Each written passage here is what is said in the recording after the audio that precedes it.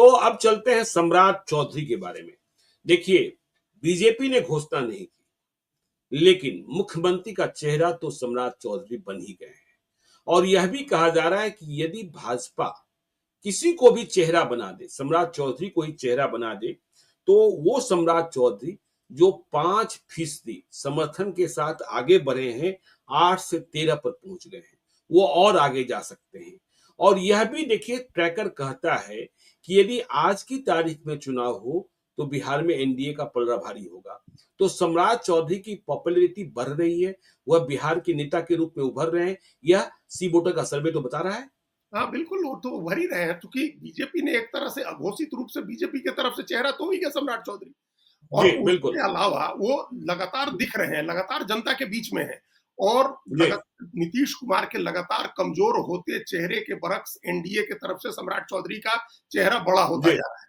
जैसे जैसे सूर्य अस्त हो रहा है नीतीश कुमार का, वैसे वैसे सम्राट चौधरी का उदय हो रहा है। और हम लोगों ने एक दिन और चर्चा की थी कि सरकार गवर्नेंस के लिए भी जो एक व्यवस्था बनी है अगले 6 महीने सरकार चलाने की, उसमें भी सम्राट बिल्कुल। चौधरी और ललन सिंह है। तो ललन सिंह के बारे में जी तो कोई सोच ही नहीं सकता है कि वो मुख्यमंत्री होंगे। तो जो जी। गवर्नेंस का है वो उसका संचालन, सरकार का संचालन सम्राट चौधरी कर रहे हैं। और हम्म, राजनीतिक स्तर पर भी उन्हीं का चेहरा दिख रहा है, जो हम लोगों ने कहा कि नायब सिंह बिल्कुल। सैनी ने कैसे कहा, या उसके पहले और भी नेताओं ने कहा। तो उसका हम्म, लाभ तो स्वाभाविक रूप से उनको मिलेगा। देखिए, सबसे बड़ा जंप उन्हीं में है। तेजस्वी का जितना बिल्कुल। डाउनफॉल है, पांच उतना जंप प्रतिशत है, 5 जी। प्रतिशत का जंप है जी उनके बिल्कुल। बिल्कुल। पॉपुलैरिटी में उनके। तो ये और इसका जितनी असर तो यह भी हुआ कि तेजस्वी के खाते से भी समर्थन इनके निकला हिस्से में है, आया। और हाँ, और नीतीश कुमार के हिस्से से भी समर्थन इनके खाते में जाकर बैठ गया। सब तरफ से कहीं, चूंकि 2% चिराग पासवान का भी बढ़ा है, तो जी बिल्कुल। वो सब तरफ से जहां जहां कम हुआ है वहां से सम्राट चौधरी के खाते में समर्थन बढ़ा है। और जिस दिन हम्म, अगर एनडीए अनाउंस कर दे उनको सीएम का कैंडिडेट, तो आप नीतीश बिल्कुल। कुमार का भी अभी 15% और चिराग पासवान का भी 6%, उनमें 21% और जोड़ लीजिए, और वो तुरंत जो है तेजस्वी यादव से आगे चले जाएंगे। तो जी। ये हो जाएगा, वो 2% वोट से तेजस्वी यादव से आगे चले जाएंगे।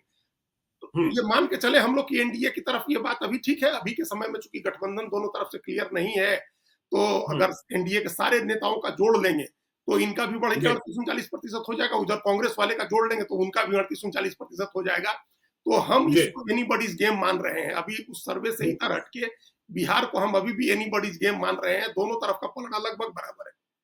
दोनों तरफ का पलड़ा लगभग बराबर है। और चिराग पासवान भी बढ़ रहे हैं, लेकिन 2025 में वह मुख्यमंत्री बन जाएंगे या इसके करीब पहुंच जाएंगे, इसकी संभावना तो है नहीं। और देखना यह होगा कि वो सीटें कितना ले पाते हैं और उनकी उपस्थिति और उनकी जीत। देखिए, लोकसभा चुनाव में वो तो 100% स्ट्राइक रेट के साथ आते हैं, लेकिन विधानसभा चुनाव में उन्हें पता है कि जब वह किसी के साथ मिलकर लड़ते हैं तभी सफलता मिलती है। और 2020 भी उन्हें याद होगा कि इतनी सीटों पर लड़ने के बाद भी एक ही जीते मतिहानी से।